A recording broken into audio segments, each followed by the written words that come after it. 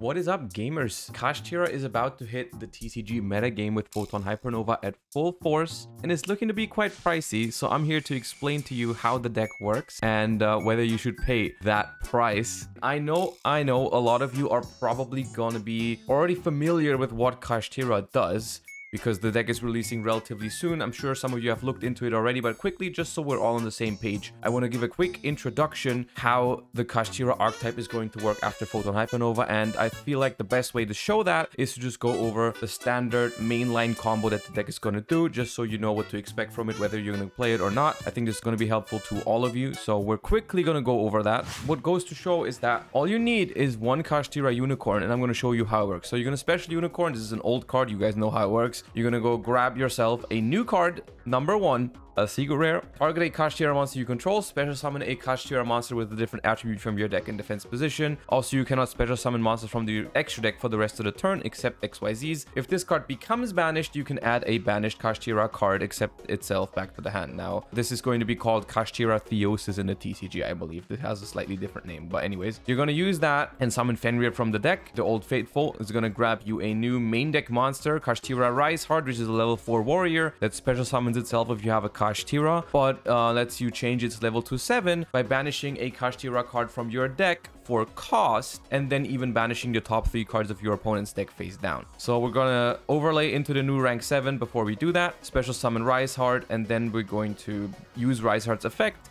Banish a Big Bang from the deck, which is a common, I think, from or super rare. I don't know. It's going to be cheap, by the way, but you only need one. So then your opponent's going to banish the top 3 cards from their deck face down, which is going to trigger Shangri-Ira for the first time, blocking one of your opponent's zones. That effect is now semi-relevant. It's also going to trigger Big Bang, which if it's banished, you can detach a material, or you add a material from a Kashtira XYZ to your hand, and then you can special summon it. So it's a lot of fancy words to say you can special summon one of the Xyz material under Shangri-Ira. So you're gonna, doesn't really matter if you take the unicorn or the Fenrir, but you're gonna block one of your opponent's zones and you get the unicorn back. And now, since this one is now level 7, you can overlay into the Diablosis, the Mind Hacker, which is the old YCS price card. And don't worry, it's gotten a reprint. It's not the expensive part about the deck, but this thing now allows you, and this is one of the most annoying parts of the deck for everyone, is like it looks at your opponent's extra deck and banishes a card from it face down, which is, first of all, very annoying. It causes a lot of people having to play multiples of all their important extra deck monsters, but it also has very good synergy with the Kashtira deck, because that deck just like pumps out level 7s, wants to banish your opponent's cards face down, and triggers even other effects from the deck. So it's like really a perfect fit for this deck. So you're going to look at your opponent's extra deck, banish a card from it. That will trigger Shangri-Ira again to lock one of your opponent's zones, and it will trigger Diablosis' second effect, where if a card is banished face down, you banish cards from the top of your opponent's deck equal to the number of banished cards that they already have. So you're gonna banish more cards off the top of your opponent's deck. Remember, the Riseheart has already banished 3 face downs. Diablosis has banished a 4th, so this Diablosis is gonna banish in total of 4 cards now from your opponent's deck face down. So in total, your opponent loses 1 card of your choosing from their extra deck and the top 7 cards of their deck face down, which can be very annoying for decks that are not prepared to deal with that have like very important one-ofs. And on top of that, this triggers the Shangri-Ira another time, right? Remember, we triggered it one time when we banished from the extra deck, and now we triggered it again when we banished from their main deck. So this is going to give them 3 locked zones of your choosing. You can also lock back row against certain decks, but most of the time you want to lock monster zones, which means your opponent, right at the bat, can only play with 2 of their main monster zones, which is annoying sometimes.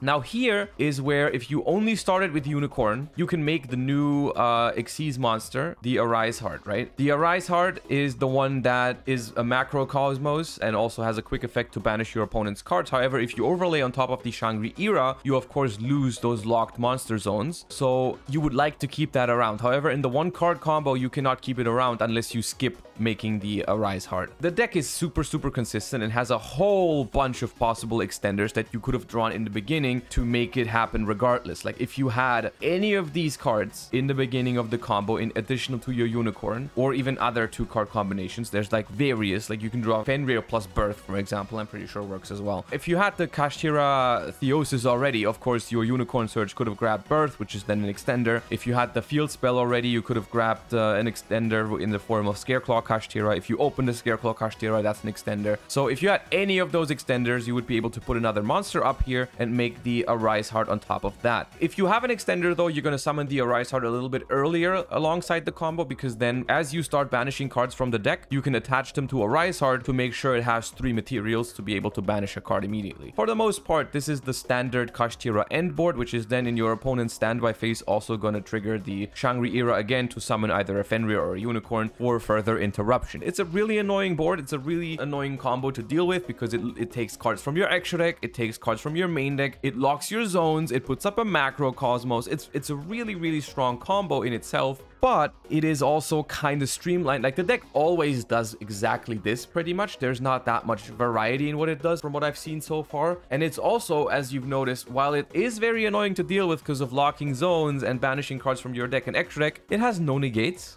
It has no back row backup, and the Kashtira archetype really doesn't come with any of that. You don't play Ogre and then that one other trap. Like, it's really not worth it. So the deck is really weak to power spells, but that's something for another discussion. I have discussed that in my board breaker / tech card tier list, that a lot of these board breakers have very good impact against Kashtira. You might want to check that one out. This is basically the combo, and it is a strong combo, considering this is of 1 or 2 cards, considering the implications of banishing your opponent's stuff face down and blocking their opponent's zones, because the locking also doesn't stop here, right? We can lock the remaining 2 zones of our opponent relatively easily if they play into our stuff, right? Because as soon as stuff gets banished, this thing is going to lock more zones. Just because I know you guys want it, you always want this when I make these types of videos, I'm going to show you a list that I have been messing around with. It is relatively standard, so I don't want to go into it for too much detail because I haven't messed around with it for too long yet. Just the standard Kashtira ratios paired with like obvious Dimension Shifter, Prosperity for consistency, the triple tactic cards, Imperm and Book of Eclipse for my non-engine, and evenly matched as a target for triple tactics tasking. Very standard stuff here. Feel free to try it if you want to mess around with Kashtira for the first time. I'm sure there's ways to improve this. Just take it as like a first step. I think it's an okay list. Some people are using the Adventure engine and then a relatively standard extra deck, where if you notice, we play a lot of these in multiples because of the mirror match and Mind Hacker, as well as 2 Zeus for the same reason. How do I like the deck? I think it's a solid deck, but if we look over here, the rarities for Photon Hypernova have already been released. We know all the rarities for the Kashtira archetype. You guys know Fenrir and Unicorn are already decently expensive, and now when this was released, this was really a big deal for everyone who was trying to play Kashtira, is Pressured Planet Wraithsoth, Kashtira Theosis, which is the Papias in the replay. It has a different name, and Kashtira Arise Heart are secret rares. Planet is a staple 3 of. Theosis is a staple 3 of, and Arise Heart is at least a 2 of. Some people might play 3 because of the Diablosis in the mirror match stealing your Arise Hearts. And this means if we look back at this list, even if you don't take into account Prosperity and Tasking, I mean, you probably need Prosperity, but Tasking you can probably replace. Even if you don't take that into account, 3 Theosis, 3 Paraisos, at least 2 Arise Hearts, you need 2 Zeuses, which are also not cheap anymore, on top of Fenrir and Unicorn, and Rise Heart and Tearlaments Kashtira being ultra rares. This deck is hella expensive. We've talked about it on stream. We've done the calculations. Of course, I don't want to cover pre-sale prices because you guys know I'm not very good. But we made some, even with optimistic assumptions on these prices, the deck's probably going to be about $1,000. So the most important question is it worth it? Should you be investing into Kashtira right now? My personal honest opinion on this is that this deck is not the best deck. Once again, I've done a meta tier list already for the upcoming format. If you haven't seen that yet, the link to that is going to be in the description down below. You might want to check that out. But I have basically put Kashtira in almost the exact same tier as Fluon de Rees, because I feel like both of those decks play very similarly. They're both shifter decks. They both have a very strong auto win combo going first, almost auto win if it's not met by like certain board breaker cards. They basically try to lock your opponent out of the game just in different ways, right? You could argue that Kashtira is a little bit more consistent because it has more starter cards as opposed to just like Robina, Map, and maybe you can consider Prosperity a starter. But in the Kashtira deck, you have a few more. The Kashtira deck, the engine in itself is also a little bit stronger at going second. But overall, I don't think they are too far apart. They're not that far apart in terms of quality and in terms of what they do. And so I feel like players are either going to choose the best deck in the format, which is Ishizu tier. What could be your reason to not play Ishizu tier? Well, you can either play like more fun / rogue-ish strategies, which I would argue Kashtira is not part of that because it's pretty much just Flunder 2.0. And the players that are looking to counter Tearlament might as well just play Flunder. I don't know if budget really isn't an issue for you at all. If you can just afford to dump 1,000 on this, then I guess go ahead. It's not a bad deck. I personally don't expect it to be hit super hard on an upcoming ban list. Of course, this is once again not a prediction. I don't get to to decide these things. I don't know these things in advance, but I feel like it'd be a very, very questionable decision to release these cards in these rarities and then shaft them on a ban list in like a couple weeks. I would think that'd be very questionable. One thing that I will say though is I don't think Kashtira will ever be the undisputed best deck in the format, and that is because of what I said earlier. If you look at this end board, this deck is super weak to all kinds of things. Nibiru, Kurikara, Triple Tactics, Tasking, Talents, even stuff like Change of Heart. Like, you can just take one of those Exceeds, attack over the Fenrir, and make a Zeus in main phase 2 and just blow up everything. It's not that hard to out Kashtira as a deck, which is why I don't really see the potential in this deck to ever be a tier 0/high tier 1 deck, because people are just going to counter it. Like, it's not as simple as other decks that just like aren't easy to counter, whereas this deck just is relatively easy to counter. So I don't see this deck ever being more than a second best deck option, right? Where like as soon as it gets the best deck, people are going to focus on it, and then it's not the best deck anymore. So I personally am not going to play Kashtira. It's up to you. I can see the engine being good at some point in the future,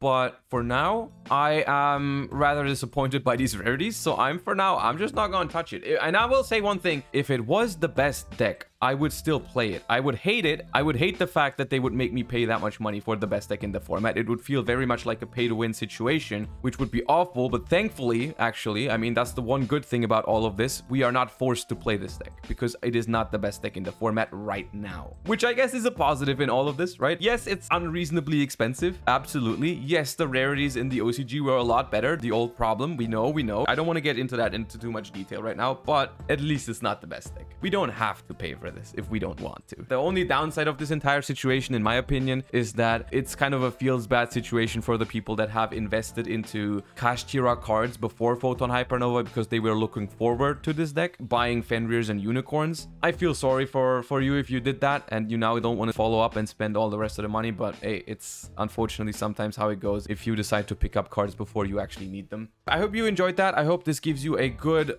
overview of the Kashtira archetype with the upcoming format, and I hope it helps you with your decision making whether you should get those cards. And either way, even if you don't plan to play the deck, this should have helped you to understand what you are dealing with in the upcoming format. So if you enjoyed, make sure to comment, like, and subscribe to the channel so you don't miss future videos. Without further ado, have a great rest of your day. See everyone at YCS Lyon if you're coming, and yeah, peace out everybody. Bye bye, have a great time.